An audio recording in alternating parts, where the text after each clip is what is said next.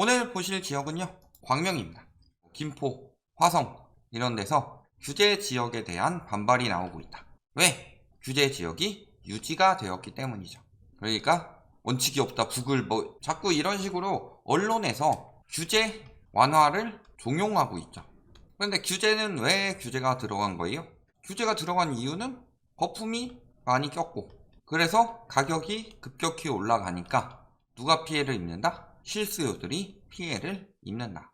그러니까 규제를 하고 있는데, 부동산 업체 전부가 계약이 없어서 생계를 걱정하고 있으니 규제를 풀어라. 몇십 년간 부동산 업에 종사했는데 폐업을 검토하고 있다. 이런 식으로 이야기를 하고 있는데요. 솔직히 말씀드릴게요.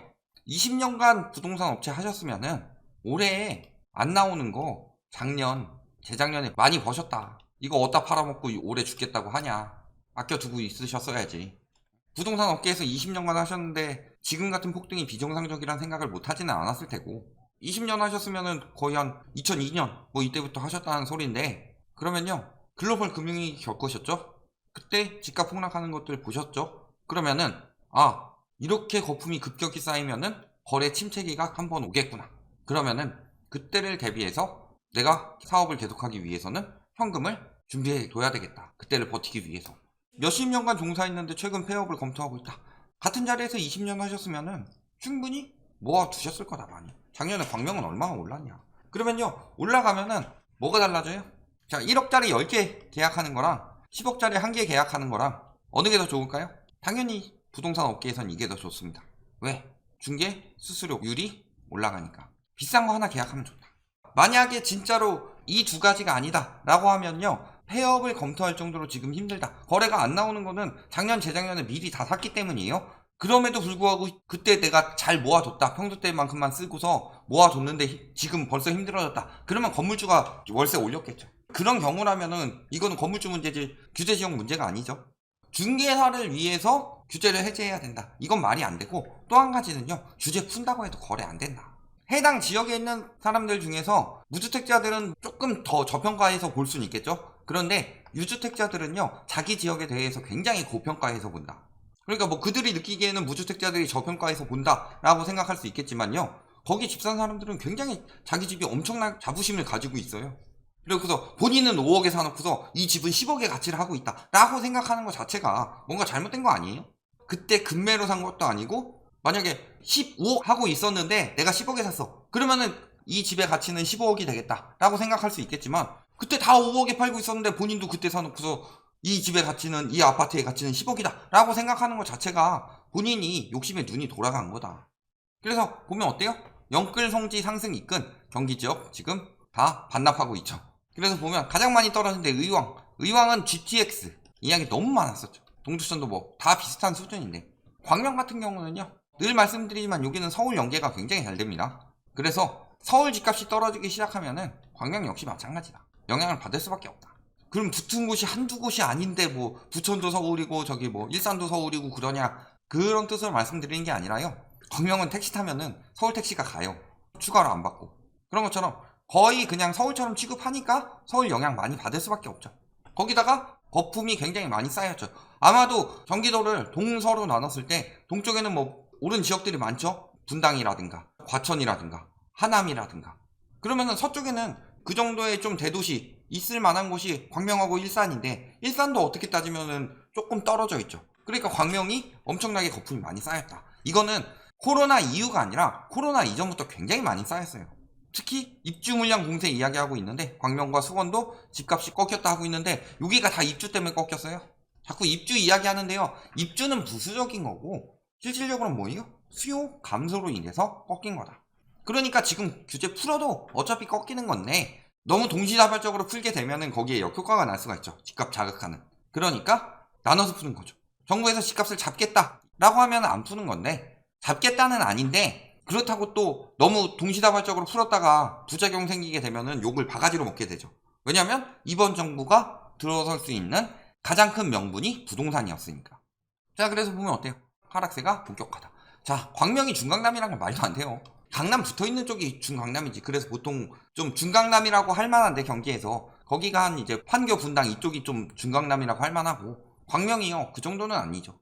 중강남 소리를 들으려면은 자족시설, 교통, 학군 요 세 가지가 갖춰져야 되는데 광명이 뭐 강남 학군을 아예 비빈다 정도는 아니더라도 그래도 굉장히 수준 높은 학군이다 소리를 들을 정도까지는 아니고, 그렇다고 해서 교통이 엄청 편하냐, 자족시설이 엄청 잘 돼 있냐, 그런 건 아니죠. 단지 서울 생활권이기 때문에, 그리고 서쪽에서는 광명만큼 잘 된 도시를 좀 찾아보기 힘들기 때문에 서울 다음으로 쭉쭉 올라갔던 건데, 당연히 거품 빠질 때는 빠르게 빠질 수밖에 없죠. 그래서 보면은 집 보러 온 사람 대뜸 2억 깎는데요. 열불난다. 근데 올라간 게 2억이 넘게 올라갔는데 2억 깎는 거 가지고 그러면 안 되죠. 그리고 10억 코앞에 뒀다가 6억대로 10억 클럽 이야기하더니 이제는 6억 클럽. 어디서 많이 보던 거죠. 10만 전자 이야기하다가 6만 전자 된 것처럼. 근데 6만 전자에서 끝났냐? 끝나지 않았죠. 근데 삼성전자 주식 같은 경우는 삼성이라는 단단한 기업이 계속 발전하고 있는 것과는 다르게 부동산 같은 경우는 그냥 가지고 있다가 리셀을 하고 있는 것이기 때문에 당연히 감가상각도 고려를 해야 되죠. 그래서 지금 뚝뚝 떨어지고 있다. 13억 1천만 원에 거래되는 등 그 전에 요 가격에 거래가 됐는데 지난해에 비해 1억 8천 정도 떨어졌다. 이런 이야기인 것 같은데요.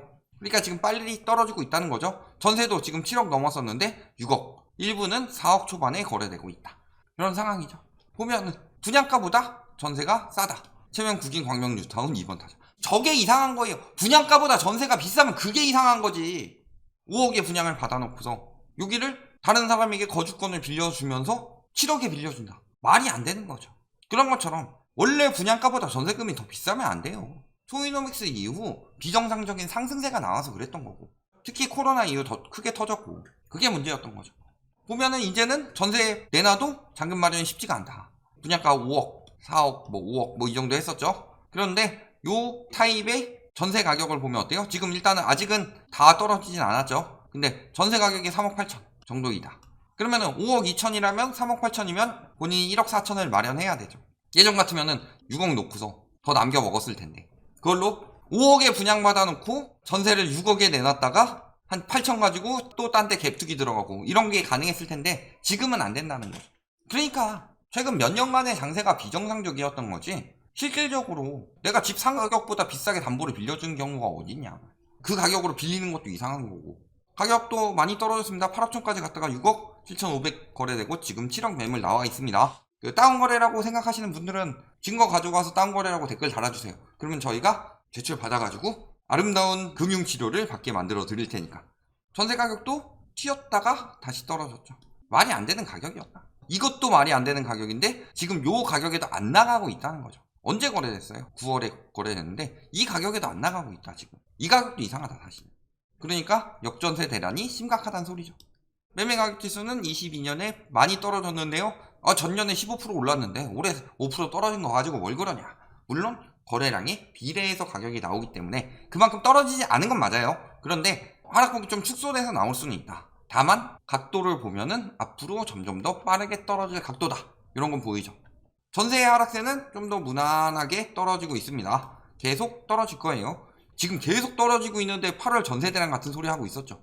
자, 매매 수급 동향 어때요? 심리도 빠르게 떨어지고 있다. 이 지역들 보시면요, 굳이 광명이 아니더라도 다 같이 떨어질 만한 지역들이다. 지금 올라가고 있는 데가 솔직히 어디 있어요, 심리가. 자, 코로나 이전은 이만큼이었어요. 2021년에 이 정도죠. 거의 지금 한 1년 정도 상승분 반납한 셈이죠. 여기도 21년에 이 정도, 20년에 이 정도였는데 1년 정도 반납했다. 21년 상승한 거는 다 반납했다. 그러니까 21년 이후에 지금 당장 연끌해야 된다라고 해서 샀던 사람들은 다 망한 거고, 코로나 때 산 사람들은 돈 벌었다가 아니라 아직 미실현 이익이면은 빨리 빠져나와라. 손절하고. 내가 여기서 샀으면은 한 요 정도 해가지고 요 정도 벌었으면 만족하고 빠져나오는 자가 승자다. 여기까지 떨어지는 게 아니라 더 떨어집니다. 저주하는 게 아니라 광명 같은 경우는요, 코로나 이전부터 거품이 쌓인 지역이 있다. 서울이나 서울에 가까운 대도시들. 그 중에 하나가 광명이기 때문에 거품이 많이 낀 만큼 많이 빠질 수밖에 없다. 그래서 지금 보면요, 10억에 마지막에 거래했는데 지금 호가는 9억 2천에 내놔도 안 나가고 있죠. 요거 6억 5천에 거래했는데요, 7억 5천 많이 떨어진 거죠. 그 다음에 여기도 8억 4,500. 여기는 이제 싼 건 다 나간 거죠. 10억에 호가가 제일 낮아서 이제 10억 이하는 더 안 나온다가 아니라 이렇게 내놓은 건 나간 거고, 이 가격에서 못 내리는 사람들 거는 안 나가고 있다. 전세 가격 들쑥날쑥하지만 조금씩 이제 꺾이고 있는 분위기죠. 다른 지역 가보더라도요, 일직동. 자, 직거래가 가격 낮추는 거 아니죠? 층수는 높지 않은데 다 비슷한 가격에 거래가 되고 있죠. 그리고 호가는 13억 2천에서 지금 11억 5천까지 떨어졌다. 그러니까 7월 이후에 거래 안 돼서 호가 낮췄다. 그런데 이 호가에도 거래가 안 된다. 자, 철산 레미안 자이 12억대 13억대까지 맛보더니 11억 5천까지 떨어졌다. 12억 5천에 내놓던 게 10억 5천에 내놔도 안 나간다. 전세 가격 역시 거의 뭐 조금씩 떨어지고 있다. 이렇게 보시는 게 맞죠. 하안동 5억대 가던 게 4억대로 떨어졌죠. 그리고 3억 7천의 매물이 나와 있다. 최종 거래는 4억 4천인데 잘 될 때는 거의 뭐 6억 가까이 5억대까지 거래됐었죠. 그래서 호가도 이렇게 내놨다가 지금 4억 천까지 호가 떨어졌다. 전세 튄다 하지만 결국에는 좀 떨어졌고 여기는 아직 오르고 있네요. 금방 변할 수밖에 없죠. 매매 거래량 자 심각합니다. 공인중개사들이 왜 죽겠다고 그러느냐. 그런데 오히려 8월엔 좀 나왔어요. 6월 7월에 더럽게 거래 안 돼서 금매 좀 내놨다가 지금 조금씩 팔리고 있는 건데 아직 금매 아니에요. 금매도 비싸다. 그러니까 1100건 거래되던 데가 지금 안 될 때는 20건대까지 떨어졌다는 거는 거품이 많이 꼈는데 대출을 정상화 시켰죠. 원래 비정상적인 대출이었다. 누가 LTV를 70%까지 해주면서 소득 조건을 거의 안 보냐. 그러니까 DSR 적용되면서부터 거래가 안 되고 또 금리가 인상되면서부터 거래가 더 안 되는 거죠. 매물은 금매 좀 내놓으면서 조금 빠지고는 있는데 아직도 많이 쌓여 있죠. 전세 월세는 지금 뭐 입주도 있고 그래서 쭉쭉 늘어나고 있다. 매매 뭐 한 요 수준까지 다시 빠지려면은 가격은 지금보다 훨씬 더 떨어져야 한다. 적어도 코로나 이전 가격까지는 떨어져야 된다. 적어도. 그리고 그 이상 앞으로도 계속 떨어질 수밖에 없다. 그리고 그렇게 떨어지게 되면은 현재 매물이 소진되는 경우를 이야기한 건데 다시 늘어날 거죠. 사람들이 마음이 급해지니까. 자, 입주 그냥 공급 폭탄인 것처럼 말하자면 별로 공급 폭탄도 아니에요. 광명은 그냥 떨어지는 거지 공급 폭탄 때문에 떨어지는 게 아니죠. 공급 폭탄 때문에 떨어지고서 앞으로도 계속 공급 프레임 잡으려고 그러지 저희가 언제 광명 공급 가지고 말한 적 있어요? 수원이나 인천 같은 경우는 여기 공급 폭탄이니까 위험하다. 가뜩이나 거품 껴서 위험한데 공급까지 폭탄이다 라고 말씀을 드렸지만 광명은 그냥 거품이니까 빠진다 이렇게 말씀을 드렸었죠. 공급 폭탄 아닌데도 공급 핑계를 대고 있다. 그런데 공급 별로 없죠? 별로 없는데도 가격이 저렇게 빠진다는 뜻은 뭐예요? 앞으로 더 많이 빠질 수밖에 없다. 공급 폭탄은 지금 나오는 게 아니라 앞으로 많이 나오죠. 지금 광명 뉴타운 27,177가구 공급이 여기서 나오고요. 그 다음에 광명에는 또 조성하는 게 있죠. 3기 신도시 발표하면서 광명 시흥지구도 있고 이런 것들까지 공급은 앞으로 계속 될 것이다. 그런데 핵심은요. 앞으로 저렇게 나오기 때문에 장기적으로 살아나려고 할 때도 공급이 영향을 줄 수는 있겠지만 핵심은 공급 때문에 떨어진다. 그러니까 라이트하우스가 공급 때문에 떨어진다고 말했다. 이건 아니고요. 공급 이전에 과잉 수요로 인해서 비정상적으로 오른 거품이 빠진 거다. 그런데도 이 와중에 이러고 있어요. 뉴타운 투자, 안정성과 투자성. 광명 뉴타운 이분 누군지 아시죠? 하엑스 패밀리. 지금 재건축, 재개발이 뉴타운 같은 게 안정적이다 라고 말하는 인간들은 솔직히 믿지 마셔라. 왜? 뭘 하든 간에요. 이런 정비 사업들은 장기간 걸리는데 금리 인상기에 장기간 걸리는 것들은요 절대 좋지 않습니다. 첫 번째는요. 일단 목돈이 들어가고 여기에다가 플러스 내 돈이 들어가는데 내 돈에다가 빚을 통해서 목돈 만들어서 넣는 건데 금리 인상이 되면요 일단 여기서 이자 부담 늘어나는 거 플러스에다가 여기 들어가는 내 돈에 대한 기회비용이 날아간다.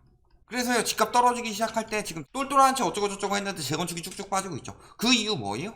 금리 인상기엔 정비사업이 굉장히 위험하기 때문이에요. 그러니까 이런 것들을 들어야죠. 요분 지금 말 바꿨잖아요. 인재 거품이라고. 결론 광명 빠지고 있다. 그런데 많이 안 빠졌죠. 지금 2년치 3년치 빠진 것들도 슬슬 나오고 있는데 아직 1년치 밖에 안 빠졌다. 그렇다는 것은 앞으로 빠질 거품이 많다. 가치에 비해 많이 비싸다. 그럼 여기 또 댓글 달겠죠. 아니 광명만 그러냐 딴 데도 거품 꼈는데 딴 데 지역 분석 보고 이야기하세요. 꼭 그따위로 댓글 다는 인간들 저희가 무슨 이야기 하는지 몰라요. 저희 청라도 거품 꼈다고 그랬죠. 송도도 거품 꼈다고 그랬죠. 서울도 거품 꼈다고 그랬죠. 다 거품 빠지고 있죠. 딴 데도 다 마찬가지다. 광명도 마찬가지다. 그런데 아직 덜 빠졌다. 여기까지 말씀드리겠습니다.